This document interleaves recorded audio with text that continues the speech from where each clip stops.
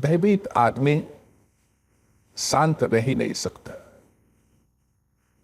उसके भीतर कंपन जारी, वो रुष्ट होने को तत्पर, वो छोटी छोटी बातों से दुखी होता, बड़ी छोटी बातों से दुखी होता। तुमने कभी सोचा कैसी छोटी छोटी बातें तुम्हें दुखी कर जाती? इतनी छोटी बातें तुम सोचो तो खुद ही हंसोगे। पत्नी को चाय लाने में 5 मिनट की देरी हो गई कि बस तुम रुष्ट हो गए, और ऐसे रुष्ट हो गए कि शायद रोज दिन भर रहे। लोग कहते हैं बिस्तर की गलत कोने से उतर गए, और गलत से भी उतर गए, वो तो उतर गए, खत्म हुआ। मगर अब दिन भर वो जो बिस्तर के गलत कोने से उतर गए हैं वो दिन भर पीछा कर रहा है। किसी आदमी ने नमस्कार न किया कि दिन भर छाया की तरह कांटा चुभता रहता। कोई आदमी देख के हंस दिया, रुष्ट हो गए। ऐसे छुई मुई, ऐसे दीन होकर संभव नहीं है कि तुम कभी आत्मवान हो सको। जरा देखो भी तो किन बातों पर रुष्ट हो रहे हैं। इन बातों में कुछ सार भी है। अगर तुम गौर से देखोगे तो 100 में से 99 तो तुम असार पाओगे जिनमें रुष्ट होने का कोई कारण नहीं। और एक जो तुम सार की पाओगे उसके साथ तुम पाओगे कि अगर तुम रुष्ट हो जाओ तो बिगड़ जाएगी बात। वो जो सार की बात है, अगर रुष्ट न हुए तो ही समझ पाएगी।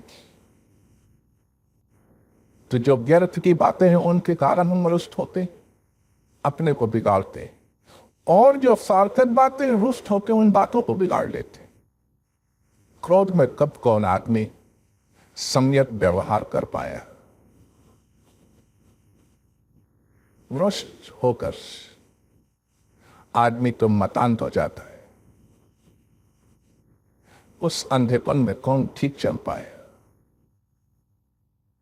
जितनी कठिन समस्या हो सामने उतनी ही शांत चित्त की अवस्था चाहिए तो ही तुम उसे हल कर पाओ। लोग कहते हैं बड़ी समस्या में उलझा हुआ हूं इसलिए बड़ा बेचैन। बेचैन हो तो समस्या सुलझेगी कैसे? सुलझाएगा कौन? ये तो तुम बड़ा उल्टा कर रहे हो। जब कोई समस्या ना हो तब बेचैन हो लेना, कोई हर्ज नहीं। जब समस्या हो तब तो बड़े चैन हो जाओ, तब तो बड़े शांत हो जाओ, क्योंकि हल तुम्हें करना। शांत हृदय से हल आ सकेगा। दोष लगाना, निंदा करना, अति शोकाकुल हो जाना छोटी छोटी चीजों पर। फाउंटेन पेन ठीक नहीं चल रहा, खर खर की आवाज कर रहा, शोकाकुल हो गए। अपने व्यवहार को जांचते रहो, देखते रहो। बोकुजू ज़ैन फकीर हुआ, वो जो अपने गुरु के पास था, छोटा बच्चा था। उसका काम था गुरु का कमरा साफ करना। कमरा साफ कर रहा था कि गुरु के पास एक बड़ा बहुमूल्य मूर्ति थी, बड़ी बहुमूल्य मूर्ति थी, बुद्ध की। वो गिर गई, वो चकनाचूर हो गई। वो बहुत घबराया। गुरु को उस मूर्ति से बड़ा लगाव। वो रोज 2 फूल उस मूर्ति के चरणों में चढ़ा जाते, और सदियों पुरानी मूर्ति है। गुरु के पास थी और गुरु के पास थी, और पीढ़ी दर पीढ़ी वसीयत की तरह मिली ही। ये क्या हो गए? वो घबराए रहा था कि तभी गुरु कमरे में आ गया, तो उसने मूर्ति अपने दोनों हाथों के पीछे छिपा दी, और उसने गुरु से कहा एक बात पूछी। जब कोई आदमी मरता है तो क्यों मरता है?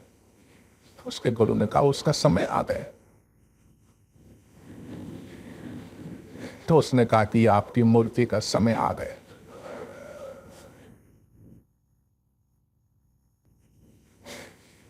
गुरु हंसा, और उसने कहा जो तू मुझे समझा रहा है अपने जीवन में याद रखना, क्योंकि तेरे जीवन में बहुत मूर्तियों का समय आया है।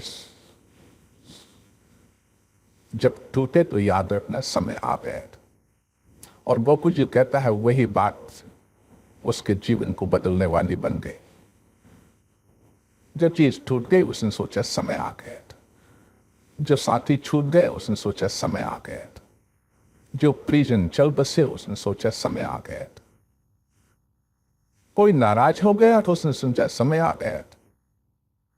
बोकुजू ने कहा कि ये बात मेरे लिए सूत्र बन गई, ये अहरनेस मेरे मन में रहने लगा तो वही होता है जिसका समय आ गया था। धीरे धीरे धीरे कोई भी चीज फिर सो का कुल्ला करती।